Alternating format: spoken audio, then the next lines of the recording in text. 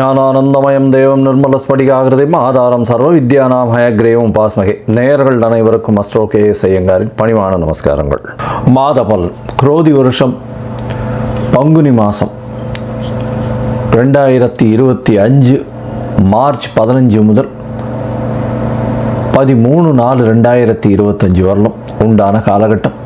பொதுவாகவே மாத பலன் அப்படின்னு சொல்லும் பொழுது இந்த மாதத்தினுடைய கோள் சாரம் என்ன, இந்த மாதத்தில் வரக்கூடிய விசேஷ நாட்கள் என்ன அப்படின்றதையும், உங்களுக்கு எந்தெந்த நாட்கள் சந்திராஷ்டம நாட்கள் அப்படின்றதை வச்சு இந்த மாதத்தை சொல்லுவோம். பொதுவாகவே மாத கிரகங்கள்னு சொல்லக்கூடிய சூரியன், செவ்வாய், புதன் மற்றும் சுக்கிரன், இந்த 4 கிரகங்களுடைய மாற்றத்தை வைத்து அதன் அடிப்படையிலேயே இந்த பலன்கள் அமையும்.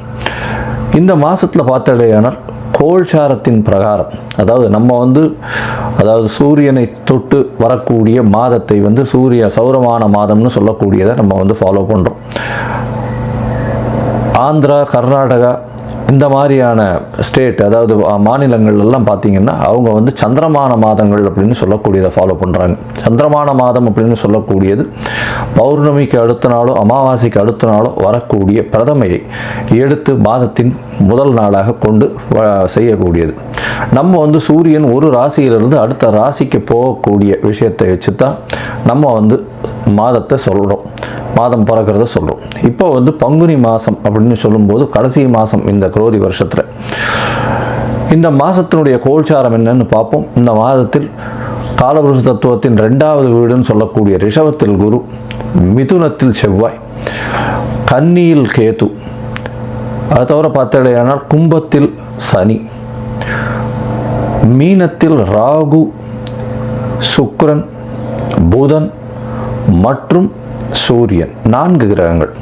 இந்த மாதத்தில் வரக்கூடிய மாற்றங்கள் அப்படின்னு பார்க்கும்பொழுது, புதன் அதாவது 18ஆம் தேதியே 18/3/2025 அன்றைக்கே வக்கரகதியில் கும்பத்துக்கு வந்துடுறார். இந்த மாதத்தில் செவ்வாய் 7/4/2025, அதாவது பங்குனி மாத கடைசியில் செவ்வாய் மிதுனத்திலிருந்து கடகத்துக்கு போகிறார். ஒரு வாரம் தான் இருக்கும். ஒரு செவ்வாய் போனதுக்கப்புறம் ஒரு வாரத்தில் மாதம் மாறிடுறது. புதன் இந்த மாதத்தினுடைய கடைசி, அதாவது 10/4/2025 அன்னைக்கு அவர் மீனத்துக்கு போயிடுறார். ஸோ இந்த மாதத்தில் மாற்றங்கள் அப்படின்னு சொல்லக்கூடியது அப்படின்னு பார்த்தோம்னா இந்த சில விஷயங்கள் தான்.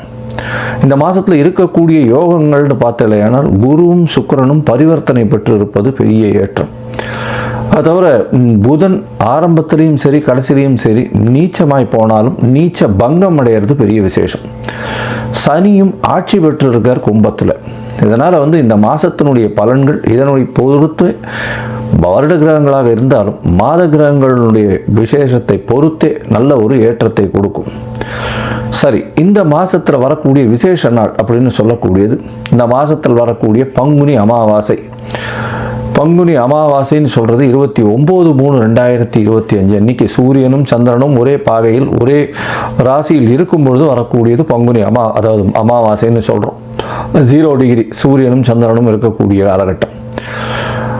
அதற்கு அடுத்த நாளான பிரதமை தெலுங்கு வருடப்பிறப்பு, அதாவது யுகாதின்னு சொல்லக்கூடியது. தெலுங்கு பேசக்கூடியவர்கள், தெலுங்கு அதாவது ஆந்திரா, கர்நாடகா, தெலுங்கானா இவாள்லாம் இந்த புது வருடம் பிறப்பதாக சொல்லக்கூடியது யுகாதி, அதாவது அமாவாசைக்கு அடுத்த நாளை சொல்லக்கூடியது.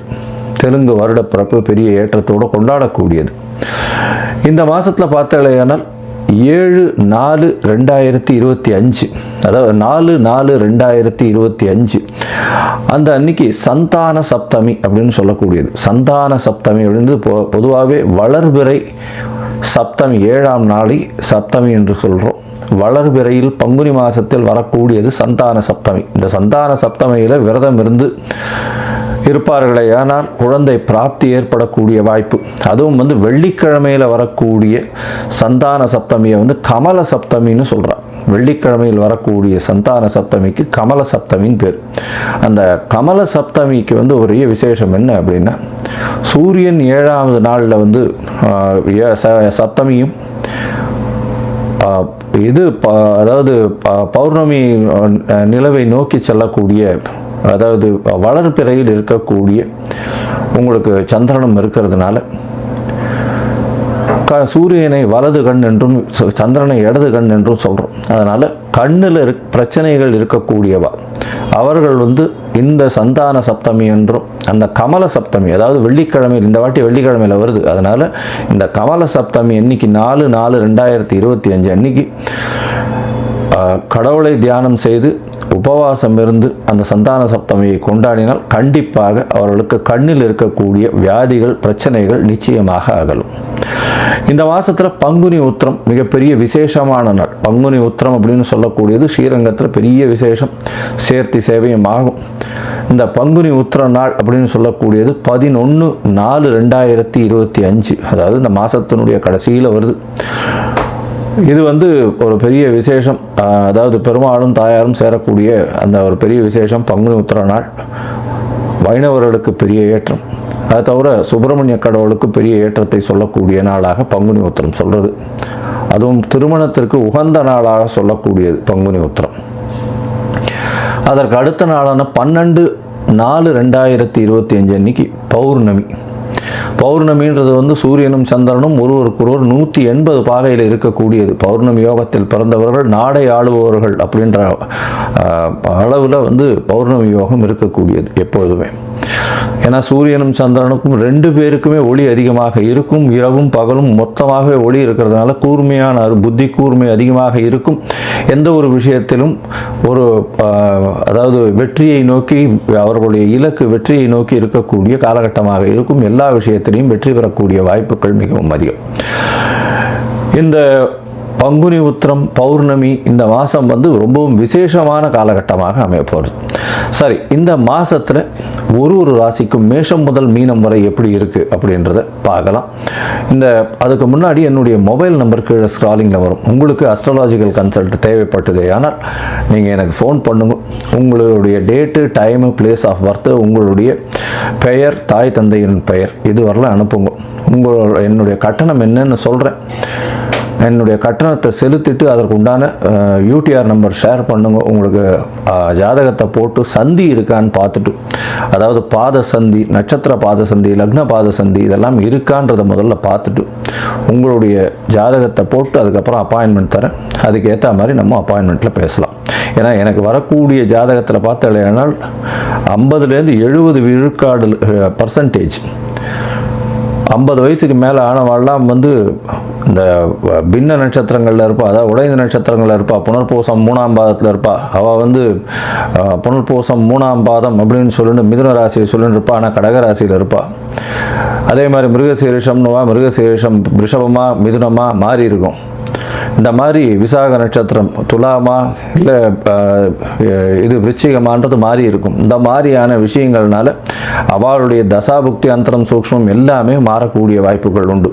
அதை தவிர பார்த்தோம்னா லக்ன சந்தியும் வந்துடுத்துல, ஆனால் இந்த ஒரு லக்னத்துக்கும் ஒரு சுபர் பாவர் அசுபர் இதெல்லாம் இருக்கக்கூடிய வாய்ப்பு. அதனால் இவளுக்கு நல்ல நேரம் நடந்துட்டுருக்குன்னு நினச்சிட்டு இருப்பா, ஆனால் எந்த ஒரு விஷயமும் கைகூடி வராது. அது ஒரு மிகப்பெரிய பிரச்சனையில் போய் விட்டுருக்கும். அதனால் அவளுக்கே புரியாது. முதல்ல வந்து இந்த சந்தி இருக்கான்றதை செக் பண்ணிவிட்டு பார்த்துட்டு ஜாதகத்தை போட்டதுக்கு அப்புறம் தான் உங்களுக்கு நாங்கள் அப்பாயின்மெண்ட் தர முடியும்.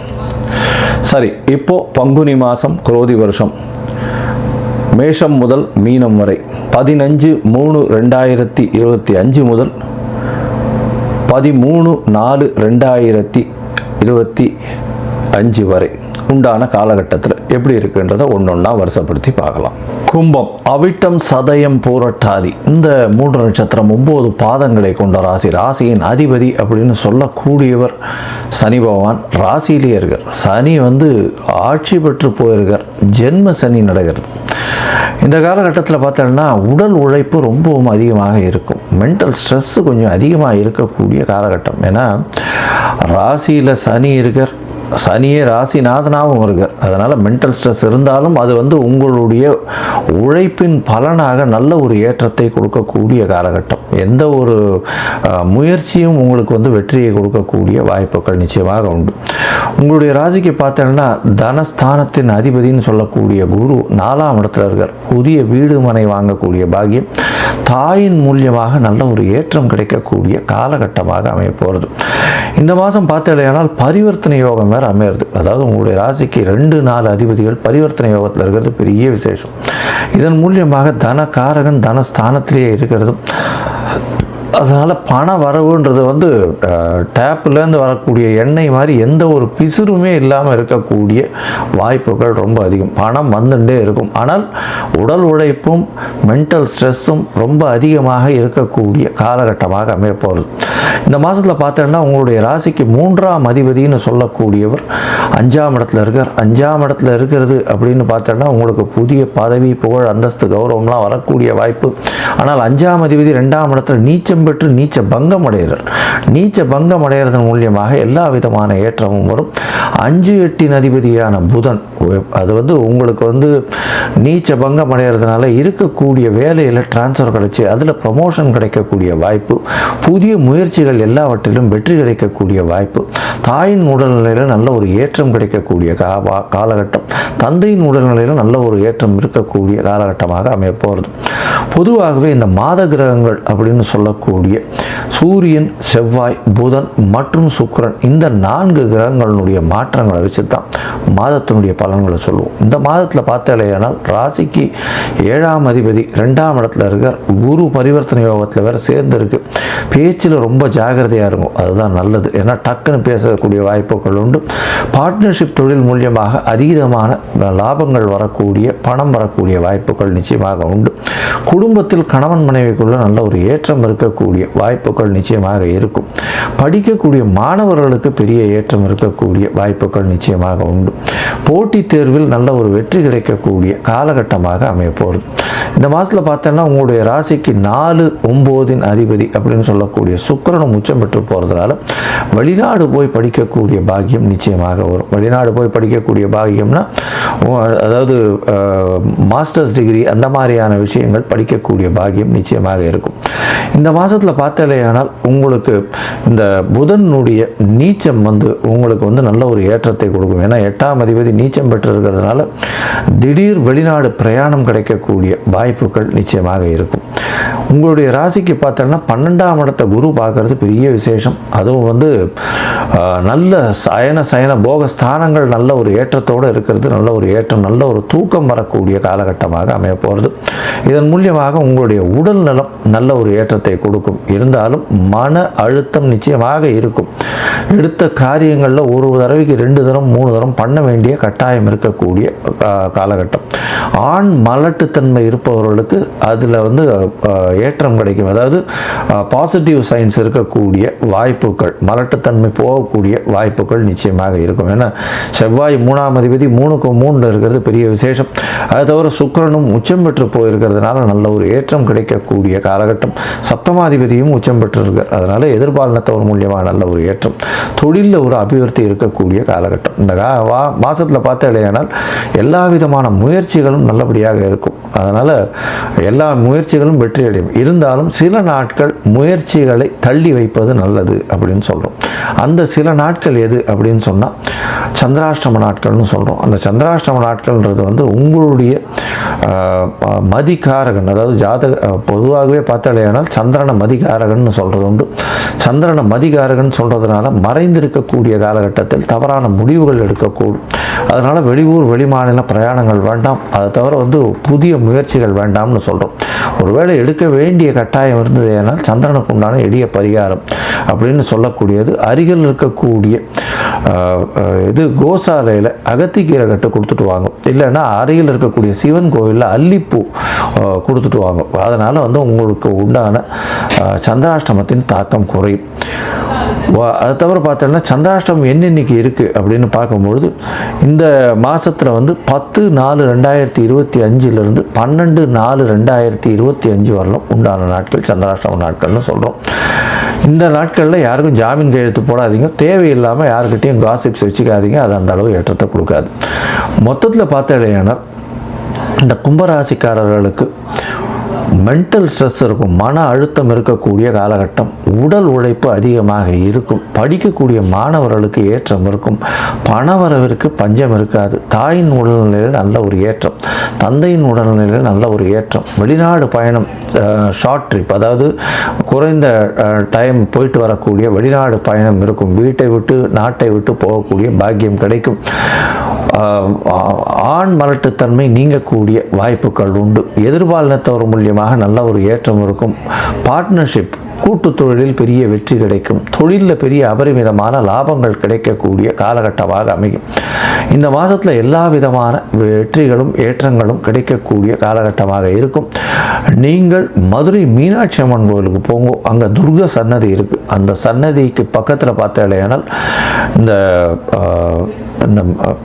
பீடாதிபதிகள், ரிஷிகள், அந்த முனிகள் இவர்களுடைய சன்னதிகள் இருக்கும். சித்தர்கள், யோகிகளுடைய சன்னதிகள் இருக்கும்.